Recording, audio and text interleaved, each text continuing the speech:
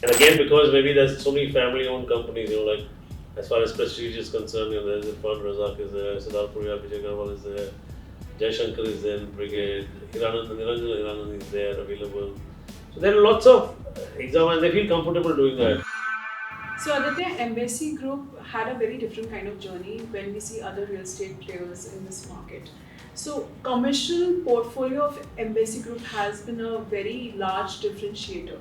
So what is the Embassy Group as a brand doing it differently? Because you are catching a lot of global players' eyeballs in terms of partnering with you and engaging with you.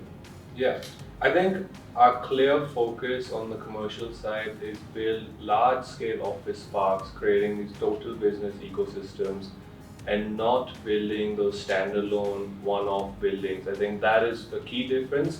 And because we've been able to do that, because we've been able to build a sizable portfolio, strong balance sheet, we've been able to do a REIT. We've been able to deliver for the largest private equity fund in the world, Blackstone. Yeah. And we've been able to give them good returns, which is then alerting investors all across the world, their LPs, and attracting their investors of the global investors interested in real estate, interested in India, to look at us and partner with us on the development side as well.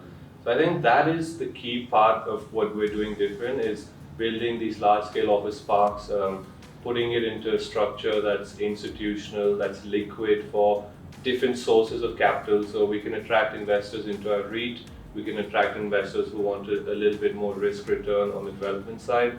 And I don't see a structure like that out there. Of course, you have Rahejas who have a REIT as well, who are a developer, but I don't think there are many developers who are even close to having a sizable portfolio that they can REIT and have a strong dev core that is well liquid and well capitalized to raise equity to then execute even more assets to contribute into a REIT. So to me, that is the simple difference of why Embassy Office has been such a big success. So also now at the stage where we've done everything. So when we go to somebody, you don't have to say that I'm going to do these things. We've already done, delivered, demonstrated.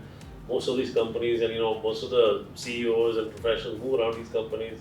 They've had their experience. I think accessibility to right till the top, till at my level, is still there. When Aditya is now negotiating with tenants, but a lot of them want to see me. We have some calls, weekly calls, who just want me to be on the call, very senior people from the opposite side.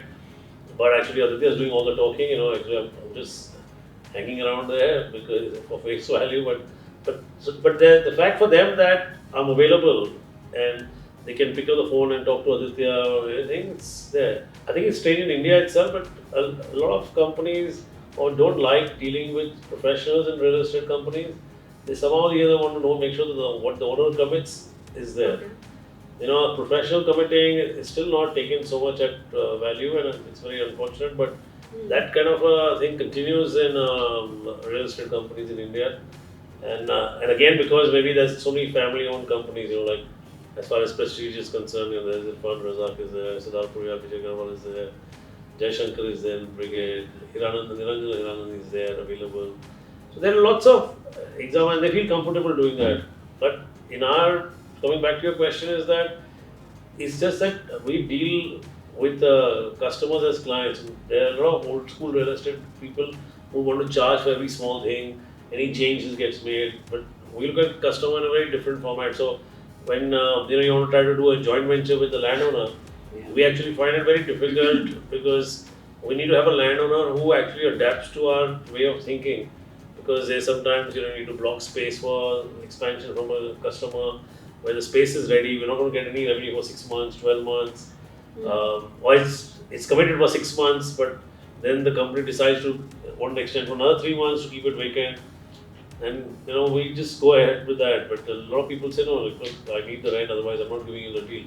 And this typically happens mostly in Bombay and Delhi and other places, but I think most Bangalore developers are used to dealing with technology companies, and I think that's quite a bit of thing. And of course, the REIT became a big plus point because though we manage the REIT, but a lot of companies think that now their lease is getting institutionalized and they got an institution which is their landlord, so they'll be much better off. uh, and I think it's more that, and they also see professionally managed. We have a company called Embassy Services, which is property managers, which is quick and service wise. So I think there's a whole lot of things which is built over the years. We've improved ourselves to put it together, and it works. Yeah, but just to add to what Dad said is, I think as our portfolio keeps growing as well, it even gets even more of an advantage for us to capitalize on this office opportunity even more, because if we have a tenant like Wells Fargo in Chennai, we also have them in Bombay, we also have them in Bangalore. We know where they want to grow. We're in constant touch with them, and we know exactly what their growth plans look like. I mean, they don't exactly know what their growth plans look like today, but I think we have a good feel. They bounce ideas off us. If they want to do a campus in one part of the city, they're asking us, "Hey, do you have something some opportunity available?" So that is the key thing. And then the REIT is it's a bulletproof vehicle. It's very lowly levered. We can spend in a lot of capex refurbishing buildings, spending on infrastructure. We spend 180 crores ourselves on a flyover at MSC Manita, skywalks, hotels, like a lot of different things that the average developer. Hotel is a big example. I mean, it's not our business, but we started putting hotels in our larger parks. Yeah. Which is actually doesn't make as much money as the office building would, but it attracts and it takes our office rents higher because of the convenience of people having the accessibility to the hotels.